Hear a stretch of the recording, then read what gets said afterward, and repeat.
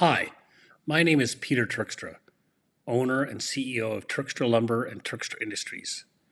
The tariffs began this morning, and they'll be a major blow to an already struggling construction industry. We're producing this video hoping to explain the crisis in our industry and ask for your immediate support to support your private ratepayers, businesses, and yourselves as government. I'm not a political person, and this is not intended to start a political debate. Politics are not driving my request. This emergency request is to support our industry and all employees involved in construction, whether directly or downstream. If you don't respond, we expect a catastrophic level of unemployment in construction and immediate impact on all those supplying the construction industry as well. To be specific, we're asking you to consider cutting the price of development charges and all forms of construction permitting fees. At the provincial level and federal levels, support with any other measures and initiatives will be crucial to the survival of construction in Ontario and likely Canada. At the same time, you must reduce your cost to the government. While it is difficult, you are crushing brick and mortar businesses. You don't have years to consider and act. Please, we would ask that this be reviewed in the coming month, as we need support before the beginning of the spring construction season. I would also appreciate if you could assure us that this is being sent to the Mayor and every City Councillor and appropriate staff. I'm also attaching our MPs and M.P.P.s as the level of taxation has increased on all levels. We have prepared a package that we'll send you that will include a video version of this presentation, a video version of the presentation we prepared for the employees at Turkstra Lumber, which is quite somber, copies of the text and letters from both videos, and statistics on the size and scope of construction in Hamilton, Burlington, and the Grimsby area, but purely as an example. During this presentation, I would ask that you consider lowering your development charges, reducing the cost of all related construction permits, and by that I mean all, and adapt towards a culture of treating your ratepayers as customers. I apologize if the tone is aggressive, but your ratepayers are struggling and afraid of our future, your future. Unless there is a significant policy and cultural change, it will be harder for you to manage your fiscal challenges as well. While I am sure you have some outstanding and committed employees, the level of taxation, nonstop fees, and red tape has hit an absolute tipping point. Many of your dedicated employees understand this, but it is beyond their scope and power to change it. But it is within your scope. I'm also sure that you are well-meaning. Still, the truth is that your direct policies have damaged the very ratepayers you are hired to serve, not just the builders and trades, but the greater community, particularly those who need help the most. We live in a fantastic country, Canada.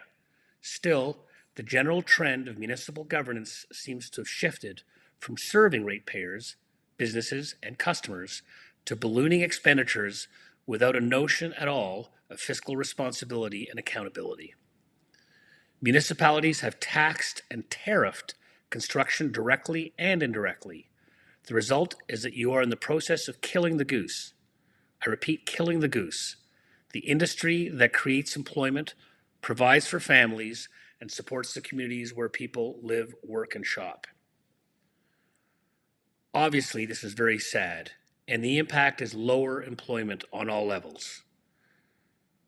Just as important, you're killing entrepreneurs, the people who will hire employees, and the trades of tomorrow. A bit about us, Turkstra Lumber that is.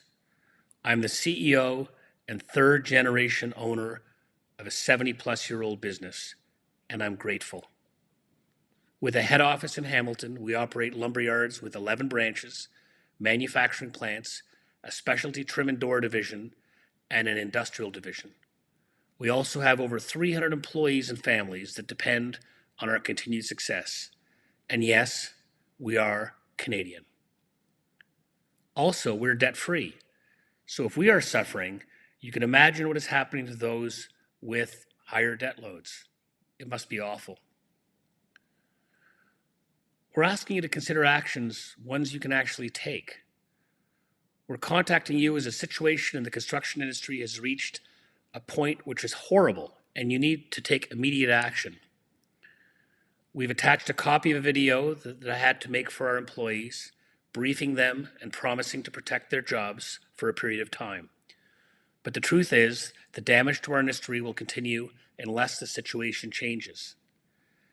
It is particularly sad that a 70-year-old debt-free business with incredible employees should struggle. I've committed to maintaining employment levels during 2025, but we need to pick up in the economic activity beyond that. Even with this commitment, we must impose a complete hiring freeze, freeze wages, and consider few hours to cope. Now on to our biggest threat. While we've survived box stores, significant recessions, and the 2007-2009 crash, we're at a perilous point. I'm not shy in telling anyone who will listen that the most significant danger to our success is our actual own municipalities. Yes, the ones you govern. The most considerable risk to Turkstra is not competitors, not box stores, not Amazon or e-commerce. It's your management of the municipalities and your policies. I'm sorry if that stings, but you can't keep jacking up taxes paid by your customers if the impact is to weaken the very same municipalities you were elected to manage. While it is true that a tax bill to a business is an expense, a tax bill to a homeowner must be paid in their after-tax income. The result is less money to purchase goods and support businesses and shrinking retail spending, likely why even Canadian Tire is sounding the alarm. As I'm sure you're aware, new home construction is suffering due to incredibly high development charges, municipal employees who are still not back to work, projects mired in red tape, and a general not in my backyard approach to building projects. Now let's talk about customer focus and your support of ratepayers. There seems to be a pervasive attitude that needs to be adjusted. We, the developers, builders, construction suppliers, and tradespeople, are not the problem. We are your customers and should be treated as such. Entrepreneurs of any form are not the enemy. They are the people that employ people, buy Canadian products, and hire Canadian trades and services. As I'm sure you're aware, government is a cost, and any increase in your employment needs to be paid for by taxpayers. By contrast, each construction job has incredible downstream benefits, all of which produce tax for all levels of government. Now let's talk about the 2025 forecast. Even before the tariff war, we estimate the production of new homes construction will be down by over 50%. Renovation will be off by 50%, and even retail will collapse. The only area of short-term hope is those building custom homes. But even then, many are building new homes, which could have been completed 2 to 3 years ago, if not for municipal delays. Thousands of framers, trim carpenters, renovators, drywallers, and skilled tradespeople are already out of work, sitting and waiting for projects and opportunities. Many have been laid off. Because they are entrepreneurs and subcontractors, the collapse may not immediately appear in your unemployment numbers. But trust me, the drop in employment is happening. The real question is why? Well, it can't be explained by the interest rates alone. Instead, it indicates overtaxation and bureaucracy that adds to the cost and produces incredible delays. Is there any consistent accountability on the part of municipalities? Honestly, I'd have to give the majority of the municipalities a failing grade. If anything, the constant barriers have created a requirement for private planning experts and engineers, which is adding the cost, directly impacting affordability and supply. So let's discuss fees. In what world is it reasonable that 25 to 30% of the cost of a home is derived from taxes and fees of all forms? Worded differently, 25 to 30% of the cost of a home has nothing to do with the materials or trades that went into building the home.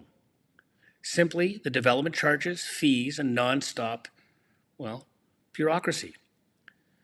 If you accept that this extra 100 to 200,000 needs to be mortgaged, after interest, you can easily double or triple the cost to the consumer, robbing them of the after-tax income they have to buy a home or pay for a project, or vacation in Ontario, or shop at a retail store. Please remember that your ratepayers pay all fees and taxes in their after-tax dollars. So why do customers and consumers accept this level of greed? The truth is that they have no idea of the level of government interference in producing their homes. If they did, I think they would be frustrated. So let's discuss the impacts of these high fee policies. Employment, or should we say increased unemployment. It's already happening. Also, lack of opportunity for entrepreneurs and major barriers to entry, resulting snuffing out of entrepreneurship. But as important, affordability. By restricting land development and slowing construction, you're making everything more expensive. My personal benchmark is a single mother with children in an apartment. Over the past decade, we've driven them from surviving to the poverty line. Of course, everyone also needs to heat, but the regressive taxes on energy affect lower income levels the most. The situation has worsened, and dramatically. Add unsustainable property tax increases year after year, and you have a recipe for poverty. So let's address homelessness. Tent cities and the new problem, homelessness. Once again, another product of lack of affordability and inventory. Seriously, look at the cost it will take you to house those who live in poverty. Your response will be grossly inefficient and cost more than reducing your fees and supporting construction by various methods. Of course, as you buy shelters, sometimes not even caring if they're made in Ontario, which is ridiculous, you'll add government positions and increase the challenge of balancing your existing budgets. It's that simple. So now, the cities, very inefficient organizations, will grow infrastructure to deal with a problem that could have been improved by your ratepayers. Yes, your ratepayers, the builders and the trades that make up the fabric of your communities. Now back to business and the impact of high municipal taxes. The size and complexity of the municipal governments are also damaging and killing existing businesses. Some of you think it's okay to run budgets with 5% increases. If it were a one-time hit, it might work, but you're whittling away at the livelihood of brick and mortar businesses year after year. I would refer to them and us as under attack. The impact of constantly rising property taxes is that it leads to consolidation, closing locations, remote shipping, instead of local shopping, which you all seem to love. While the impact assessments are frozen for now, your expense growth, with no benefit to your customers, has made life unaffordable. It seems the only people who feel safe are those who work in government. Isn't that sad? You're likely sitting there with far less revenue from permits. As a matter of fact, I know you are. Before you blink, the point will be behind you, trades will be on unemployment, and your development charge revenues will collapse. Trust me. I had a friend visiting from Wisconsin who builds and rents townhouses. As we drove, I tried to explain our perspective on building. To be blunt, he could not understand or believe our processes or fees. After I tried several times, I gave up as he was just in shock. He couldn't understand why our industry is vilified. While this make for good, not in my backyard politics, it does not make for a thriving city. Please remember that every building you tax was built by trades and more than likely local building materials of all forms. You're likely sitting in a building built by trades and local people.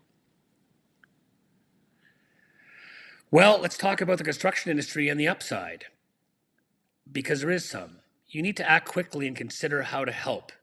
As you likely already know, the construction industry in all forms is by far the largest employment sector in our province. You have taxed the industry to a breaking point, crushing entrepreneurs and contributing to other issues with housing availability and affordability. But if you turn it around, the benefits are diverse and impact thousands of families. Now, you might say this could be true of many businesses. However, in terms of jobs, construction's impact is by far the widest ranging. If you review the attached from the Home Builders Association, I challenge you to find another industry that compares in terms of jobs, diversity, and downstream benefits. Please see the attached summary from the Home Builders Association, and this is only a subset. However, the impact is incredible and supports ratepayers and governments alike. While you do have some tough decisions, you must focus on fiscal responsibility, and the current pattern of higher fees must change. Your ratepayers cannot spend to support local businesses if their money has been skimmed by increasing taxes. Our suggestion? Please prove the naysayers wrong and consider change. Again, please consider slashing your development charges, reducing all fees for construction, and fostering a new culture of treating builders, trades, and suppliers as customers versus sending us all in endless circles, riddled with red tape. I could quickly carbon copy 20 plus other local supply and manufacturing firms experiencing the same recession, or should I say at this point, literal depression. We expect a slew of bankruptcies, which will only add to your problem, as you cannot tax the closed. I'll say that again. It's pretty hard to tax those that are bankrupt or closed. Once these businesses are closed, they're unlikely to be replaced. Too much red tape and a significant barrier to entry. PV Mart, known as the TSC Superstores, is the most recent bankruptcy, with 90 closing in Canada, of which 20 large stores are closing in Ontario. There are many other bankruptcies to come, and we expect that vacant buildings may become the norm, similar to when Hamilton and Welland lost their industrial base. Again, to emphasize, you do have some great employees, but when the system is broken and the culture is out of balance, please consider making a change quickly. Personally, I would ask for a response to this email with an action plan.